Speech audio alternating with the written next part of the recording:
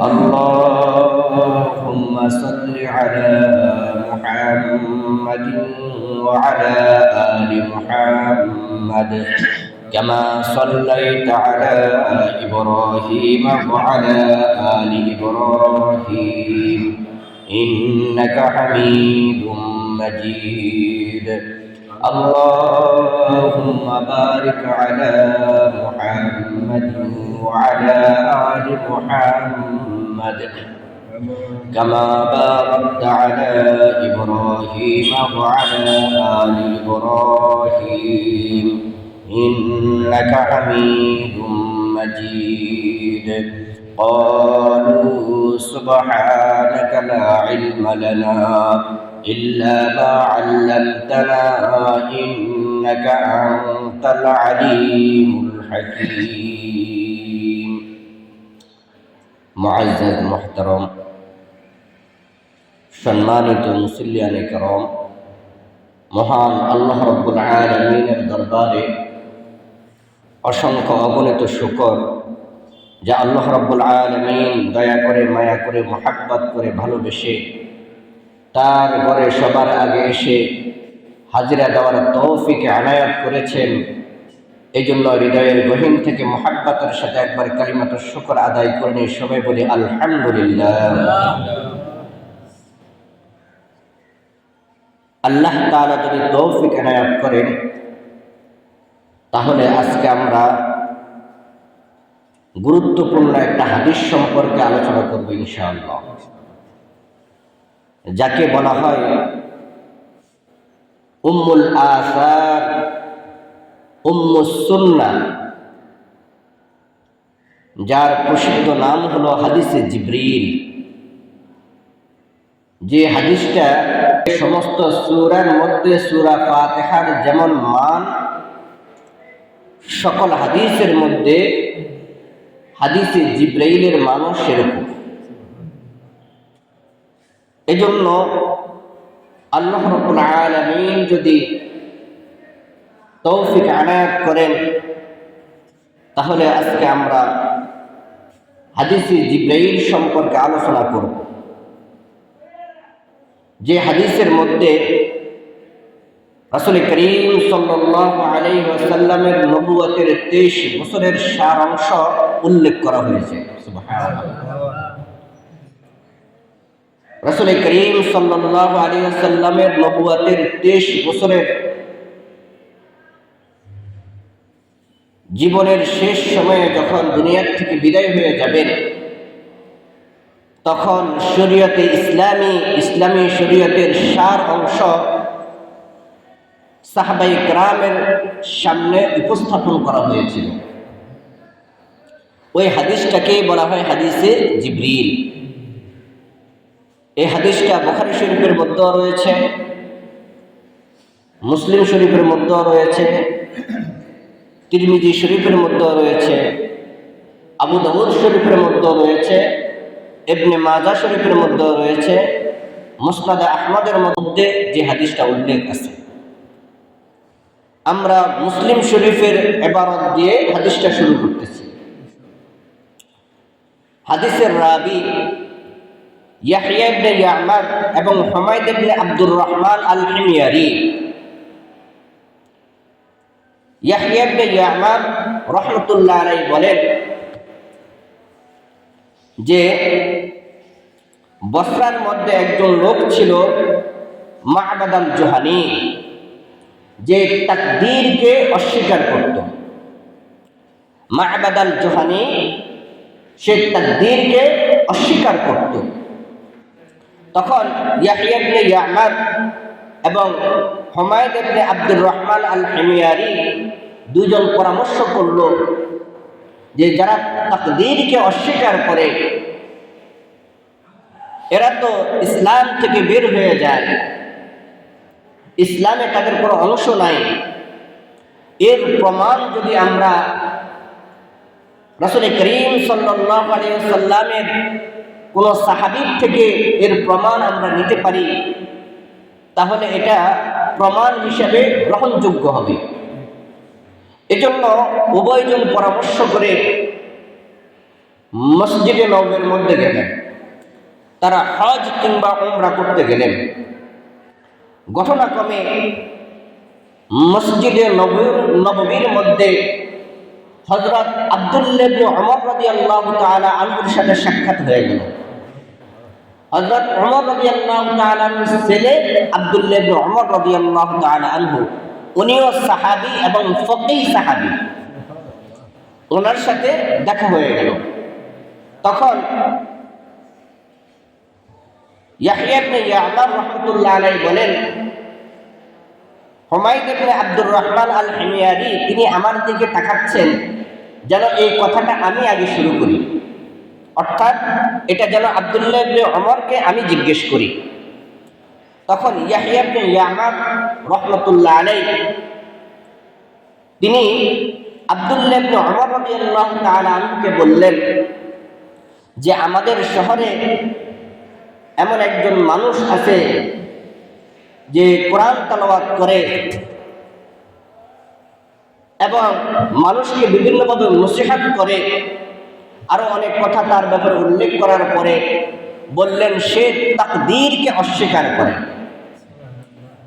তখন আব্দুল্লাহ ইবনে ওমর রাদিয়াল্লাহু তাআলা আনহু বললেন যে তাকদীরকে অস্বীকার করে তার সাথে আমার কোনো সম্পর্ক নাই, আমার সাথে তার কোনো সম্পর্ক নাই, এবং সে যদি উহুদ পাহাড় সমপরিমাণ স্বর্ণের মালিক হয়, এটা যদি আল্লাহর রাস্তায় দান করে এটার কোনো হাইসিয়ত হবে না, এর কোনো বিনিময় সে পাবে না। কারণ যে তাকদীরকে অস্বীকার করে সে ইসলামের মধ্যে তার কোনো অংশ নাই।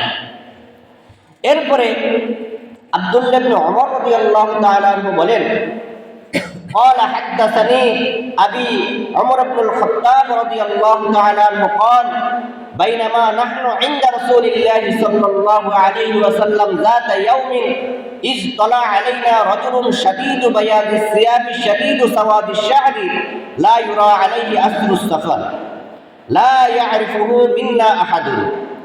হযরত আব্দুল্লাহ ইবনে ওমর রাদিয়াল্লাহু তাআলা আনহু বলেন, আমার কাছে বর্ণনা করেছেন আমার পিতা হযরত ওমর রাদিয়াল্লাহু তাআলা আনহু। সুবহানাল্লাহ। হযরত ওমর রাদিয়াল্লাহু তাআলা আনহু বলেন যে একদিন আমরা রাসূল করিম সাল্লাল্লাহু আলাইহি সাল্লামের মজলিসে উপস্থিত ছিলাম। তখনই হঠাৎ এক লোক আসলো, ইসতলা আলাইনা রাজুলুন শাদীদু বায়াদিস সিয়াবি শাদীদু সাওয়াদিশ শা'রি লা ইউরা আলাইহি আসরুস সাফরি ওয়া লা ইয়ারিফুহু মিন্না আহাদ। হঠাৎ আমরা আল্লাহ রাসূলের মজলিসে বসা, হঠাৎ একজন লোক আসলো যার পোশাক দবদবে সাদা, যার পোশাক দবদবে সাদা, চুলগুলো কুচকুচে কালো, এবং তার চেহারার মধ্যে সফরের কোনো চিহ্ন নাই। আর আমাদের মাঝে যে সকল সাহাবায়ে কেরাম ওই মজলিসে উপস্থিত তারাও কেউ একে চিনে না। অর্থাৎ হযরত ওমর রাদিয়াল্লাহু তাআলা আনহু বলতেছেন দূরের থেকে আসছে, দূরের থেকে একজন মানুষ সফর করে আসলে সফরের কারণে তার পোশাক ময়লাযুক্ত হয়ে যায়, চেহারা বিকৃত হয়ে যায়, ময়লাযুক্ত হয়ে যায়, গর্মান্ধ হয়ে যায়, ঘামায়ে যায়, এবং ধুলাবালু তার শরীরের মধ্যে মিশে যায়। দূরের থেকে আসছে এমন লোকও বোঝা যায় না, যেহেতু তার পোশাক দবদবে সাদা, চুলগুলো কুচকুচে কালো, চেহারাটা পরিষ্কার, চেহারার মধ্যে কোনো সফরের চিহ্ন নাই। ওয়ালা ইয়ারিফুহু মিন্না আহাদুন, আর আমাদের এই মজলিসে যে সকল সাহাবায়ে কেরাম বসা আছেন তারা কেউ তাকে চিনে না। অর্থাৎ কাছের মানুষ হলে বোঝা যেত যে এটা আমার পাশের বাড়ির লোক, এরকম কেউ আমাদের কেউ তাকে চিনে না। হাত্তা জালাসা ইলা নবী সাল্লাল্লাহু আলাইহি ওয়াসাল্লাম, তো হঠাৎ একজন লোক আসলো যার পোশাক দবদবে সাদা, চুলগুলো কুচকুচে কালো, চেহারার মধ্যে সফরের কোনো চিহ্ন নাই, আমাদের মাঝের কেউ তাকে চিনে না, এমন একজন লোক আল্লাহ রাসূল সাল্লাল্লাহু আলাইহি সাল্লামের দরবারে আসলো, এসে সরাসরি আল্লাহ রাসূলের সামনে এসে বসে গেল। সরাসরি কোথায় এসে বসে গেল? হাত্তা জালাসা ইলা নবী সাল্লাল্লাহু আলাইহি ওয়াসাল্লাম, আল্লাহ রাসূল সাল্লাল্লাহু আলাইহি ওয়াসাল্লামের কাছে এসে বসে গেল।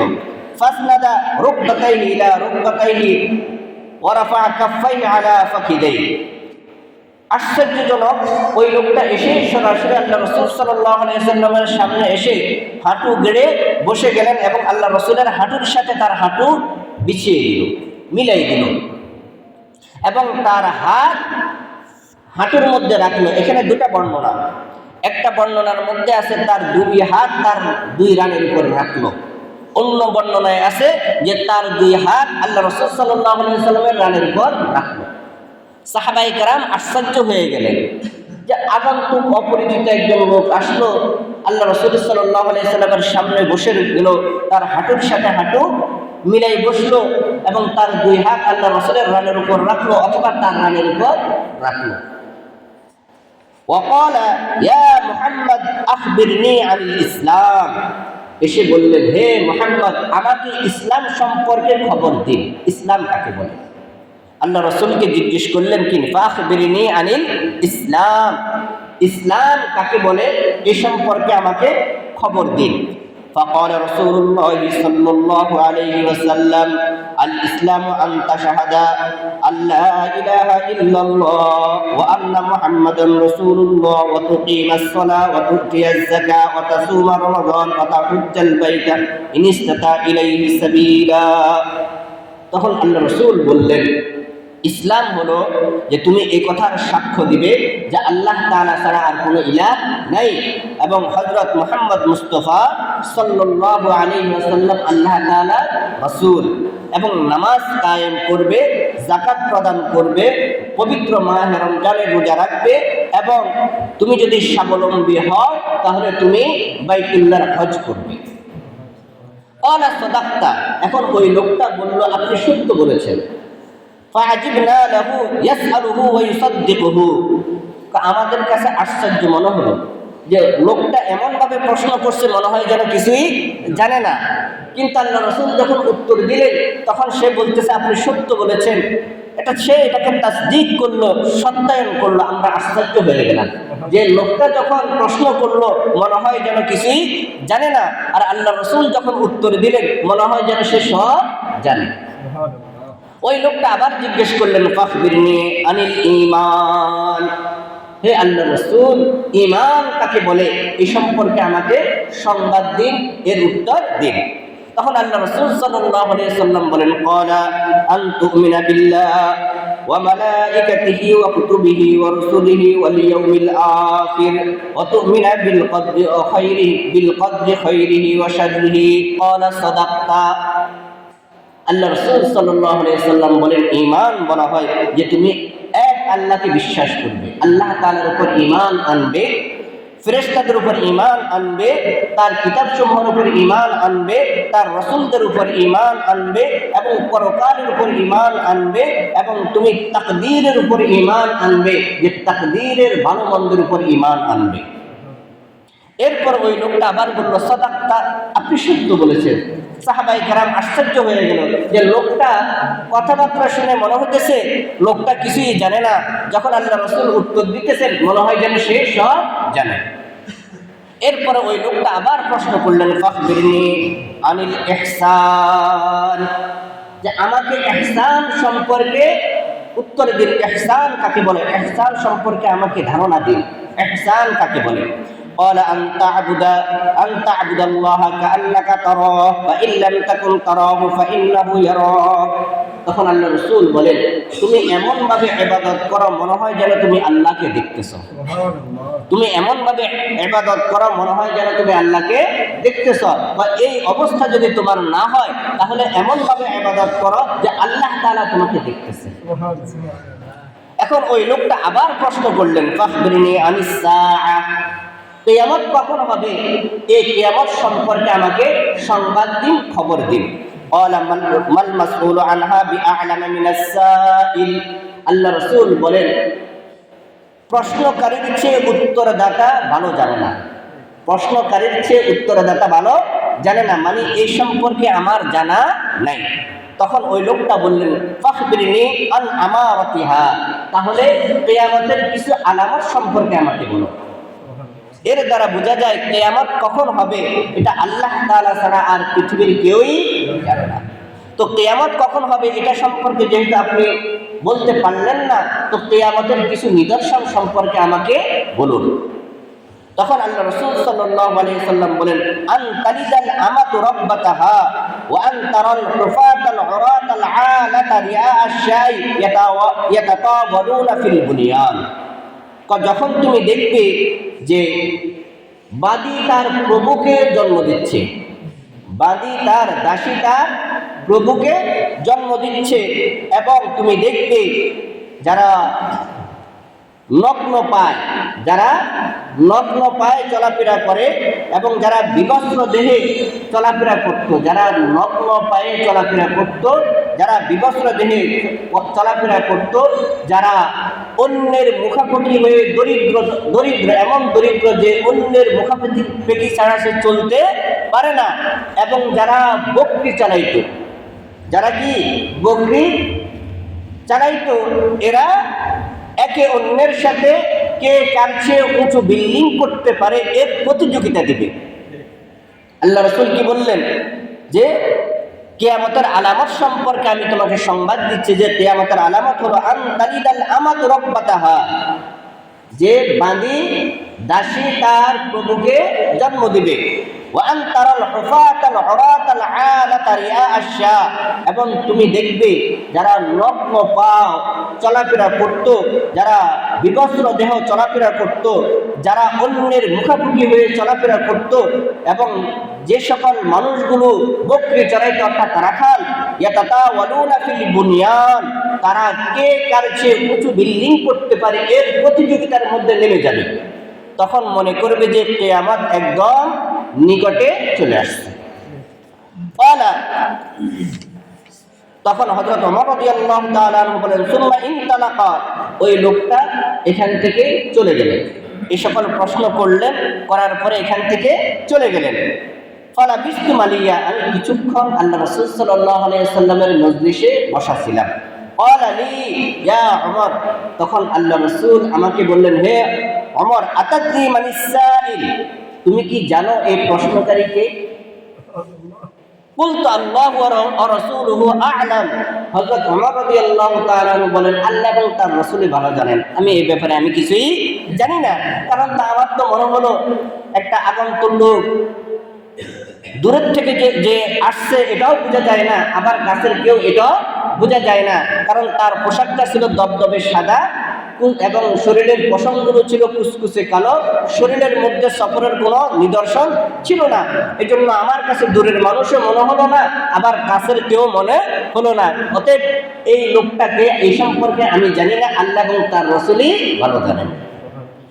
তখন রাসূল করিম সাল্লাল্লাহু আলাইহি ওয়াসাল্লাম বললেন, ফাইন্নাহু জিবরাইল আতাকুম ইউআল্লিমুকুম দীনাকুম, ইনি হলেন জিবরাইল, তিনি মানব আকৃতিতে তোমাদের কাছে আসলেন তোমাদেরকে তোমাদের দ্বীন শিক্ষা দেওয়ার জন্য। সুবহানাল্লাহ, তোমাদেরকে তোমাদের দ্বীন শিক্ষা দেওয়ার জন্য ইনি মানব আকৃতিতে তোমাদের সামনে আসলেন।